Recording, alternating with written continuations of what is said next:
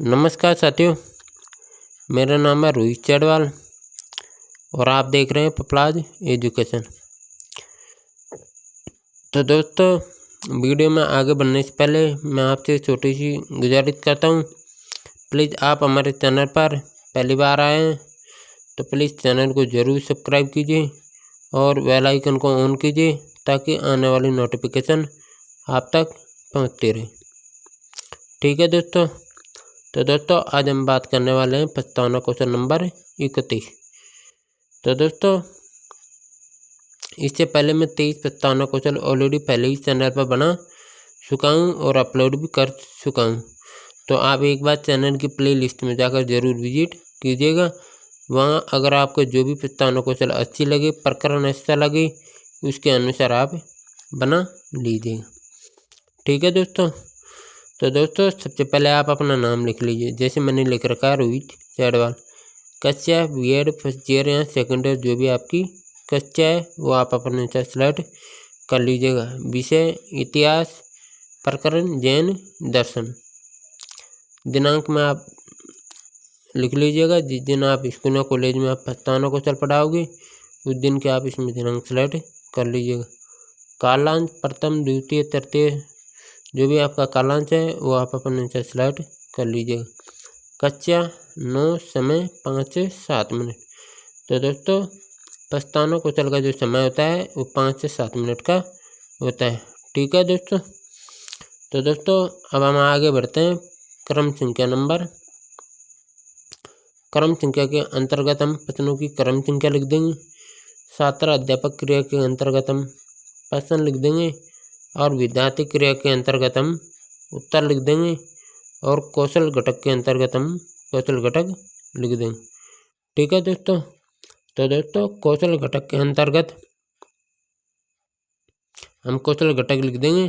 तो दोस्तों कौशल घटक में आपको वीडियो के लास्ट में बताऊंगा, जब तक आप हमारे साथ वीडियो में बने रहिएगा।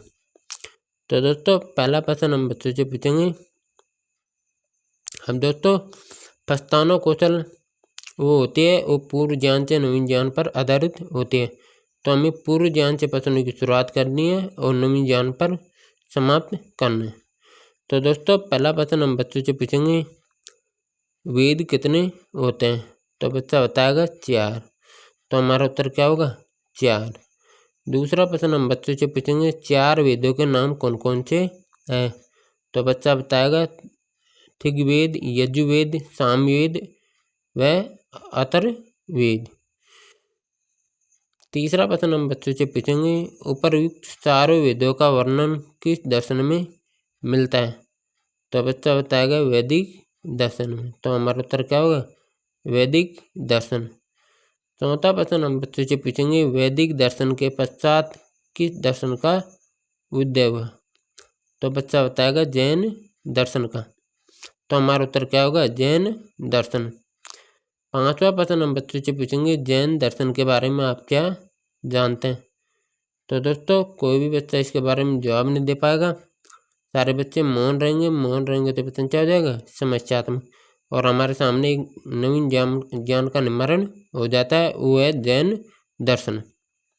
ठीक है दोस्तों, फिर दोस्तों उद्देश्य कथन लगाकर आपको लिखना है। अच्छा तो बच्चों की जगह आप विद्यार्थी भी लिख सकते हो, बेटा भी लिख सकते हो। जिस प्रकार की गतिविधि आपकी कक्षा कक्ष में होगी उस अनुसार आप इसमें सेलेक्ट कर सकते हो। ठीक है दोस्तों, तो दोस्तों उद्देश्य कथन लगाकर आपको लिखना है। अच्छा तो बच्चों आज हम जैन दर्शन के बारे में विस्तार पूर्वक अध्ययन करेंगे। ठीक है दोस्तों, तो दोस्तों आपको एक अध्यापक होने के नाते बच्चों को जैन दर्शन के बारे में बताना होगा, जैन धर्म के बारे में बताना होगा। इसकी कब उत्पत्ति हुई, इसकी क्या संस्कृति होती है, इसकी क्या मान्यताएं होती है, इस जैन दर्शन के बारे में विस्तार से आपको बच्चों को समझाना होगा। ठीक है दोस्तों, तो दोस्तों अब हम कौशल घटक की तरफ बढ़ते हैं। तो दोस्तों हमारे जो कौशल घटक रह चुके थे प्रस्तावना के कौशल घटक, वो मैं आपको यहाँ पर बता रहा हूँ। क्योंकि वहाँ पर जगह नहीं थी इसलिए मैं आपको वीडियो के लास्ट में बता रहा हूँ। तो आपको क्या करना है, प्रस्तावना कौशल के जो कौशल घटक हैं उनको प्रश्नों के सामने लिखना है आपको। जैसे पहला प्रश्न है, पहले प्रश्न के सामने आपको लिखना है पूर्व ज्ञान का उपयोग, ठीक है दोस्तों। और दूसरे प्रश्न के सामने आपको लिखना है क्रमबद्धता, ठीक है दोस्तों। तीसरे प्रश्न के सामने आपको लिखना है उचित युक्ति का उपयोग, ठीक है। चौथे प्रश्न के सामने आपको लिखना है विद्यार्थी के उत्तरों का उपयोग, ठीक है दोस्तों। पांचवें प्रश्न के सामने आपको लिखना है प्रस्तावना की अवधि, ठीक है दोस्तों। तो ये थे हमारे प्रस्तावना के कौशल घटक, ठीक है दोस्तों। तो दोस्तों इस प्रकार की ऐसी प्रस्तावना कौशल आपको चाहिए तो आप हमें कमेंट बॉक्स में लिख सकते हो। आपको 24 घंटे के अंदर आपको चैनल पर प्रस्तावना कौशल उपलब्ध करा दी जाएगी, ठीक है दोस्तों। तो दोस्तों आपको वीडियो अच्छी लगी तो प्लीज़ आप हमारे चैनल को सब्सक्राइब कीजिए और बेल आइकन को ऑन कीजिए ताकि आने वाली नोटिफिकेशन आप तक पहुंचती रहे। जब तक के लिए जय हिंद, जय भारत।